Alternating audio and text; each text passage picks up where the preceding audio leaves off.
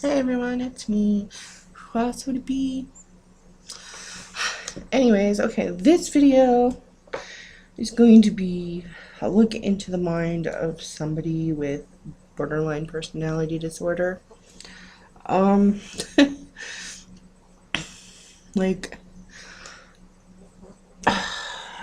you kind of get a good idea, you kind of get a little bit of an idea, in some of my other videos, how, like, dramatically or how personal I take things.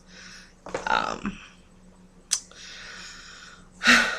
and it's funny because like my primary doctor, she swears she's like, there's no way you have borderline. And it's like, I do, trust me. She's like, but most of the people we have that have borderline personality disorder are really obnoxious and a pain in the ass. And I'm like, I don't know, I guess I know how to control it around people I don't know very well. um And like the difference with a narcissist and somebody with borderline is somebody with borderline comes down and feels like shit because they actually have a conscience. They they get these moments, and their thinking is very black and white. Or our thinking is very black and white. Like when we feel like somebody's done us wrong, there's rarely going to be a time that we come down from that and see the truth and think that, or come to, um, you know, what's the word I'm thinking of? Even if they haven't done us wrong, if we think that they've done us wrong, we are rarely ever going to think that or come to the realization that maybe it was both of us, or maybe I said the wrong thing at the wrong time, and sometimes we say things that we don't mean and we lash out, especially to the ones that we care about or that care about us. um Last night I had an instance of that. I got really bad because Pablo and I got in a bickerment, and it just got all out, and it was about Boo, and he took Boo with him, and I just went off from there. And like I don't know, maybe he has borderline too. Because I want, it's like borderline and narcissism are like in some ways, to be honest, except borderlines actually feel sorry and have consciences, which makes it worse, I think, because then we feel like shit when we wake up the next day. It's like a bad hangover, even though we didn't drink. Maybe we did. I didn't drink last night, but I woke up with a horrible hangover. I was like, oh shit, did I really do all that last night? God, I'm never doing that again, but we will. I don't know. And he texted me all kinds of apologies this morning too, and it's like, but this triggered a response in me where I was just like, everything I have going on just weighed down on me, and I felt like nobody cared, and I felt so alone. And I started going off on Mark. I started going off on Mariah. I got her mad at me. I said shit I didn't mean. I posted everything I owned on Craigslist. Because I was just like, fuck it, I'm leaving. I was just like gonna disappear. And I was like, forget this. I ordered pizza, and it came like an hour late, and it was cold and nasty, but I ate it anyways because I was so depressed. I need to call them this morning and complain because they didn't bring my dipping sauces. My pizza was cold. It was like, blah. Way to go, Domino's. You never get it wrong. So yeah, I don't know. I took everything off of Craigslist, but I had posted everything I owned on Craigslist and just was like, oh, fuck this. I'm just gonna leave and disappear and fuck everybody. And a lot of it is, you know, like I feel like I'm drowning in bills and stuff, and this apartment thing, like where I can't find an apartment, it's just getting to me, and I don't want another roommate. I just can't do any more roommates. I just can't. And it's so messed up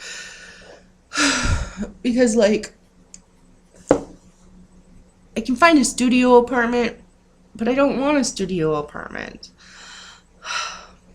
I used to be okay with a studio, but now it's like I want other rooms. Like, I have friends maybe still, I don't know. And I like having, you know, the separate rooms where I can hang out with friends and where I sleep. I don't know. I mean, back when I didn't really have a couple friends, I was like okay with having everything in one room, and you know, and I guess as I'm getting older, I feel the need to have more than one room. And it's like this apartment thing, this lower income option apartment, I didn't make enough money on paper to qualify for it, which was a 2-bedroom for $450. But I made enough, but they were qualifying me for a studio for $500.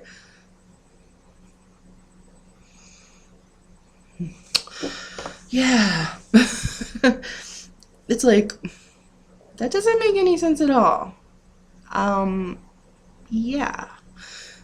But, so yeah, and that's just getting to me, and it's starting to get to the wire, and like paying so much for this place and not being able to save up for anything else, and then business has just been going, and part of it is because I just don't feel it anymore. I don't want to do it anymore. So I kind of do it half-assed. And, you know, it's kind of like business was sucking, so I got discouraged. And now I don't want to do it anymore.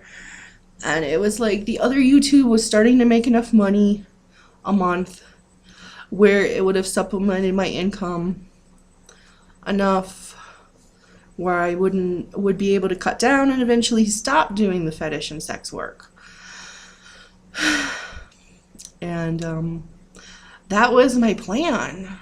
I was really excited when I saw that it was making enough money to do that. And then it got shut down. I was like, I'm stuck still doing this. And I think that what I hate the most is that, like, Paul makes me feel so bad about doing this stuff, and it's like, anyways, so, and I have more stuff, another announcement. I'm not gonna put it on this video, but I have another announcement, and I'm not looking for sympathy. I'm really not. I mean, if you want to tell me about your borderline experiences or whatever, that's cool. I don't know. It bugs me. I should put this in my 50 random facts. It bugs me when people say I'm sorry. I don't know why. Like, because it's not your fault. I was wired like this. Like Lady Gaga says, I was born this way. Or, actually, borderline is something that develops in your childhood. But still. Yeah. So, this is how much it sucks to be borderline. But, you know, I did get the papers to be able to see a crappy therapist at the mental hospital, or at this college mental hospital. So, you know, I mean, it's crappy, but at least it's something. And maybe I can get referred to a real doctor. And, you know, I don't know, I miss my borderline specialist in Milwaukee. But not enough to move back. Milwaukee sucks. It's a cesspool. Sorry, Milwaukee, you just suck. Okay. So yeah, and I know that I can't move. I mean, I really don't want to, but I know that I can't because I can't start from step one again. I've started doing things, and I need to stick with it. I'm seeing my doctors. I'm supposed to be getting an air machine to sleep with, and maybe that'll help.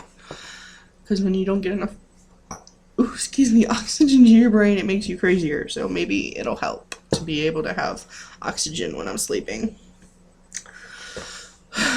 Got a dentist appointment next week. First one in years. And some other appointments, which I will be mentioning in another video. So, yeah. Okay. Laters.